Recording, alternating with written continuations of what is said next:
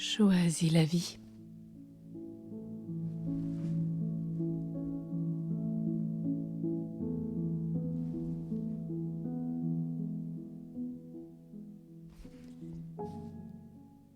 Que je suis bête.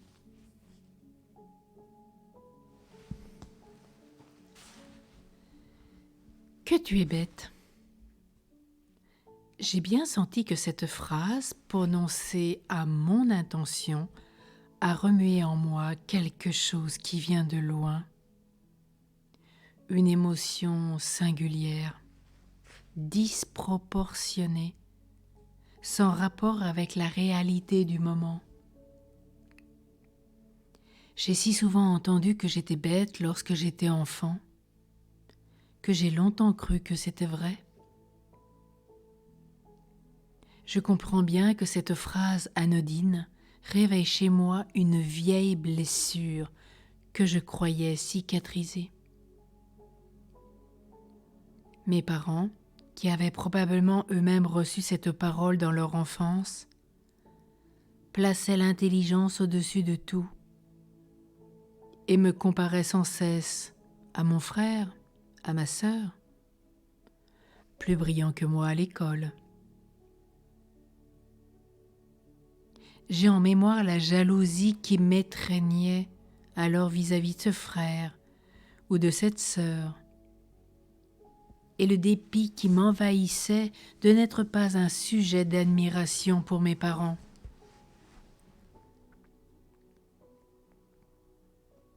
Aujourd'hui, que je regarde bien quel type de personne déclenche en moi ce genre de réaction et dans quelles circonstances. Sont-ce des personnes qui représentent pour moi une autorité et qui figurent une image parentale? Est-ce dans mon travail où je suis implicitement évaluée par rapport à des collègues que je pense plus compétents, plus brillants que moi?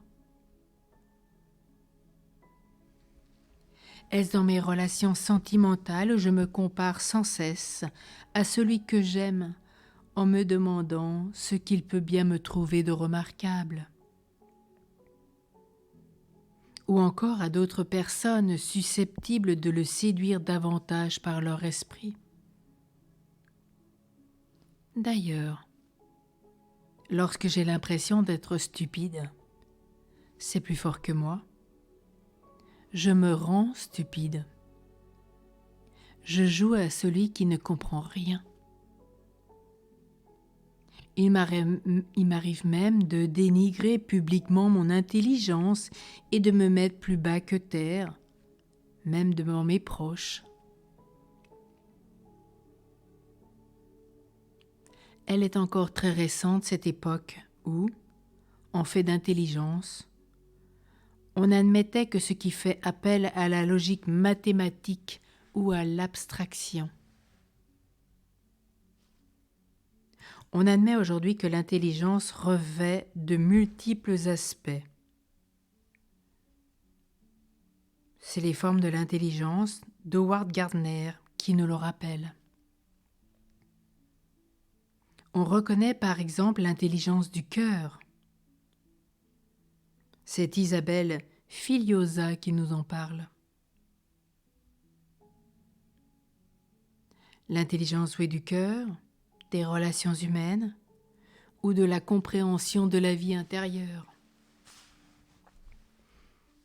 On constate qu'il existe également une intelligence concrète de l'habileté manuelle, du corps dans l'espace ou de l'effort sportif. On accorde une place à l'intelligence musicale ou artistique, en général qui comprend, outre la créativité, une forme de vigueur, la capacité de se laisser émouvoir par la beauté. J'ai à discerner quel est mon type d'intelligence et comment m'en servir.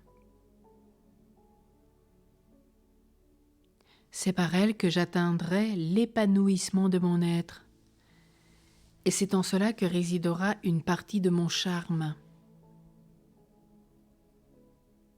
Chacun a le type d'intelligence et aussi le type de mémoire qui correspond à ses dons.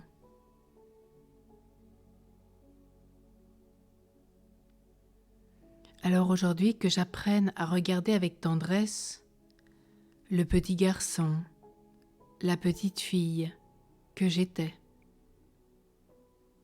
Et en tant que parent, à regarder mon enfant avec admiration, car il est une merveille. Personne n'est bête ni stupide. Tous sont créés merveilles de Dieu. Tous sont dotés de talents. Oui, chaque enfant a des dons particuliers que le Seigneur lui accorde pour un appel particulier. Alors n'enfermons pas nos enfants. Ils ne sont pas bêtes, ils ne sont pas stupides. Regardons-les amoureusement, aimons-les, fortifions-les dans leur croissance humaine, psychique, spirituelle, relationnelle. Encourageons-les. Et pour nous, aujourd'hui, si nos parents n'ont pas pu le faire ou ne le font pas encore, ou parce qu'ils nous ont quittés, eh bien aujourd'hui je ne suis pas bête, je ne suis pas stupide. Halte à l'enfermement. Parce que Dieu me prend dans ses bras, et pour lui je suis une merveille. Il me dit, mon enfant, je t'aime. Tu es unique. Je t'ai appelé et choisi, et je t'aime d'un amour préférentiel et inconditionnel. C'est bien la grâce du prophète Osée qui nous le rappelle particulièrement, ou le psaume 138-139. Alors aujourd'hui, si nous sommes blessés dans ce domaine, prenons le temps de redécouvrir le prophète Osée. Il va nous conduire au désert, il va nous séduire. Ou comme dans le prophète Isaïe, il nous rappellera cet amour inconditionnel et préférentiel qu'il a pour chacun. Laissons-nous aimer.